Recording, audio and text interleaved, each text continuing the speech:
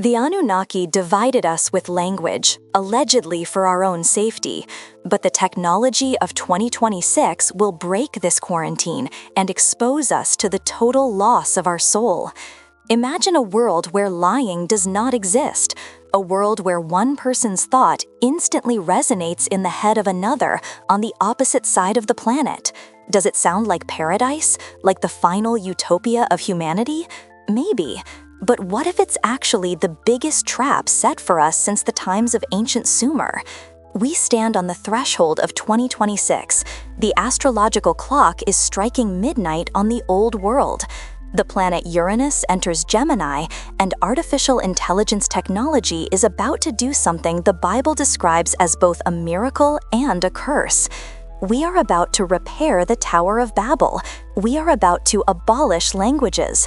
And if ancient texts are not lying, every time humanity has attempted this, the gods intervened to stop us.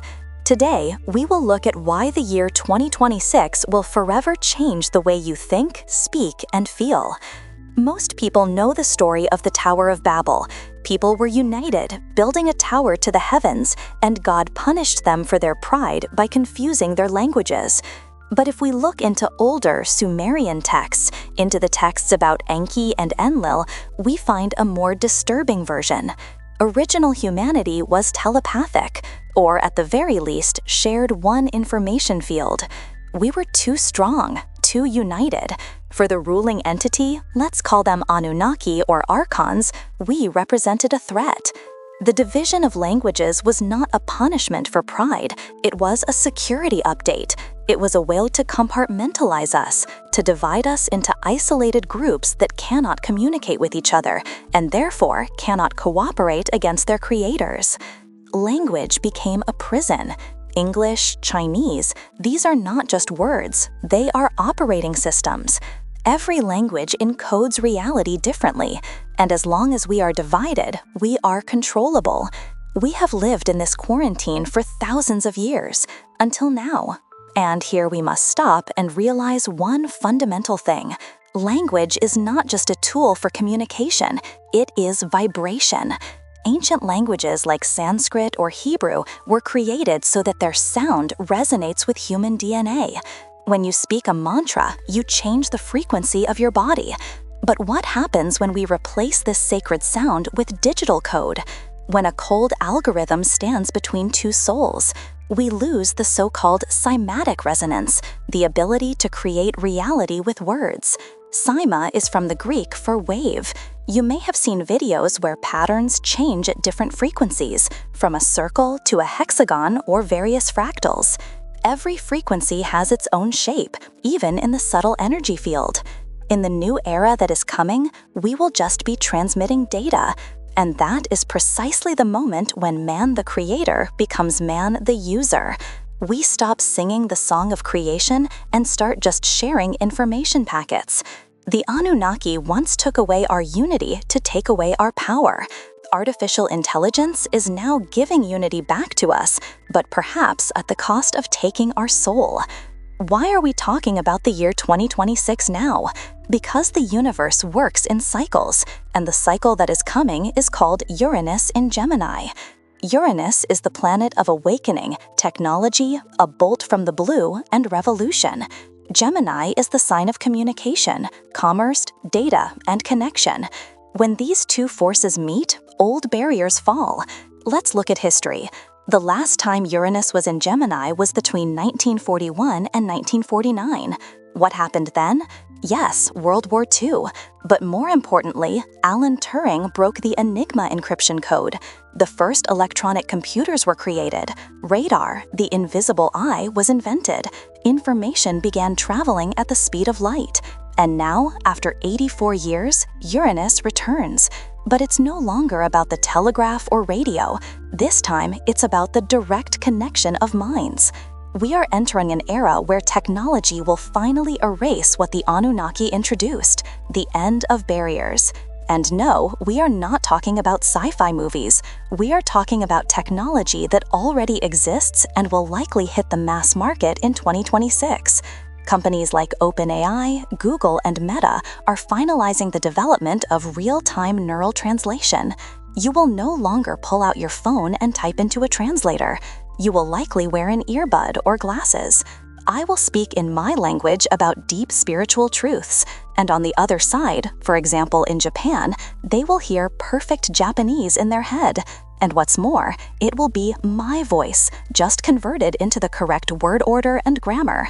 Delays will disappear. Misunderstandings will disappear. In essence, we will create planetary telepathy. But here comes the inevitable but, and it is a very dark but. If artificial intelligence can read my intent in real time and translate it into another language, does it mean it understands the thought better than I do myself? A middleman enters between my mouth and your ear, a digital layer. Who controls this layer? Who controls the translation? What if I say freedom, but the algorithm decides that the word safety is more appropriate for your culture? Uranus in Gemini brings freedom of information, but also the risk of total manipulation of meaning. Remember the novel 1984 and the concept of newspeak? The goal was to reduce the vocabulary so that people could not express the thought of rebellion. With the technology of 2026 comes the risk of a global newspeak. Algorithms will tend to average out our emotions and words so they are understandable to everyone. We lose nuance. We lose poetic depth. Our thinking flattens to fit into the machine's translation tables. And what is scarier?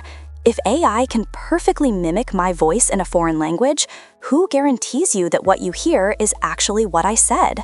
We are entering the era of the end of truth, the era where nothing can be believed anymore. Spiritual traditions warn us against the loss of individuality. It's called an egregore, or collective shadow. When the language barrier falls, we become one massive global brain. The internet was just a foreshadowing of this. This will be the internet of thoughts.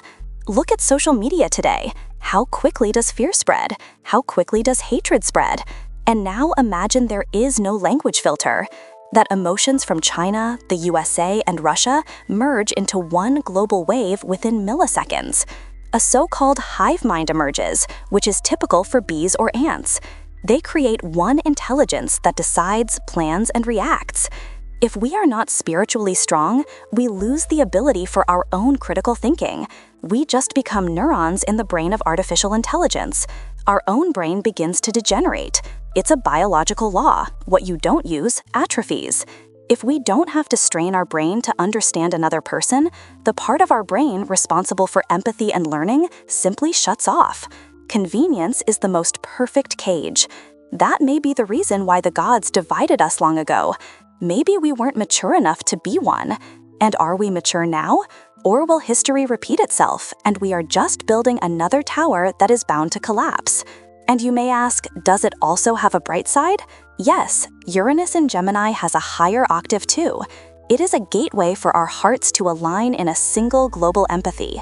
Imagine being able to share the wisdom of ancient Native American shamans without it getting lost in translation. Imagine, for example, scientific discoveries from Germany immediately helping to treat people in Africa. Language was a tool of separation, i.e. ego. Its abolition can be a tool of returning to unity, that is spirit. Perhaps this is humanity's test. In 2026, the universe will return the divine power of understanding to us. The question is, will we use it to control each other better, or to finally see each other without masks and without illusions? The year 2026 is not far off. The technology I am talking about is already training on servers cooled by the waters of the oceans, and the Tower of Babel continues to grow, brick by brick, code by code. Prepare your mind for it. Learn telepathy with your heart. Because when languages disappear, the only thing that remains true is the vibration of your soul. And what do you think? Will we hear each other soon in all the languages of the world? Write me your opinion in the comments, and I look forward to meeting you in the next video.